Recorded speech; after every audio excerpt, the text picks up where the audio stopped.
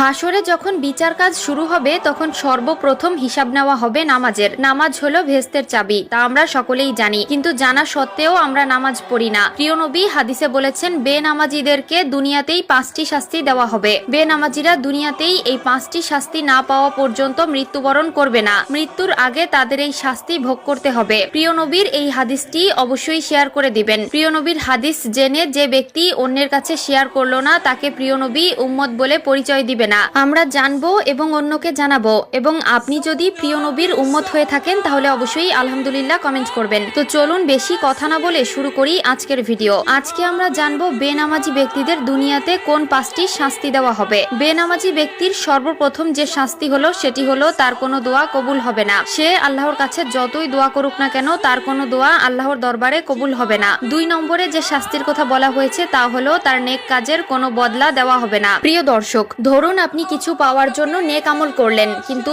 আফসোসের বিষয় আপনি যদি বেনামাজি হয়ে থাকেন আপনার নেক কাজের কোনো ফল আপনি পাবেন না। 3 নম্বরে যে শাস্তির কথা বলা হয়েছে তা হলো চেহারা থেকে নেককারদের নূর উঠে যাবে। প্রিয় দর্শক, জন্মগতভাবেই আল্লাহ তাআলা কালো, সুন্দর, অসুন্দর সকলের চেহারায় একটি মায়াবী নূর দিয়েছেন, কিন্তু নামাজ না পড়ার কারণে তাদের চেহারা থেকে সেই নূর উঠে যায় এবং দেখতে দেখতে একসময় চেহারার অবস্থা ভয়ঙ্কর হয়ে যায়। যার চেহারা থেকে আল্লাহর নূর উঠিয়ে নেয় তার প্রতি মানুষের কোনো মায়া মহব্বত থাকে না। 4 নম্বরে যে শাস্তির কথা বলা হয়েছে তা হলো তার জীবনের বরকত উঠে যাবে। আয় রোজগারে বরকত থাকবে না, ব্যবসা বাণিজ্যে কোনো সাফল্য পাবে না, সংসার জীবনে একটার পর একটা অশান্তি লেগেই থাকবে।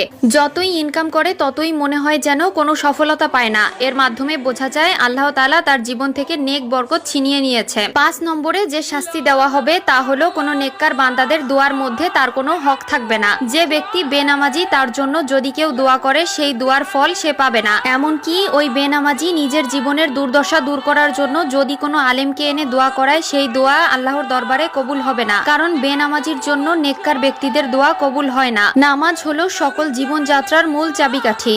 আপনি নামাজ পড়লে আপনার জীবনের সকল সমস্যার সমাধান পাবেন। আপনি নামাজ পড়লে আপনার জীবনের সকল বাধা বিপত্তি কেটে যাবে। এমনকি আল্লাহর রহমতে আপনার জীবনটা খুব সুন্দরভাবে কাটিয়ে দিতে পারবেন। আল্লাহ আমাদের সবাইকে 5 ওয়াক্ত নামাজ পড়ার তৌফিক দিক, আমিন।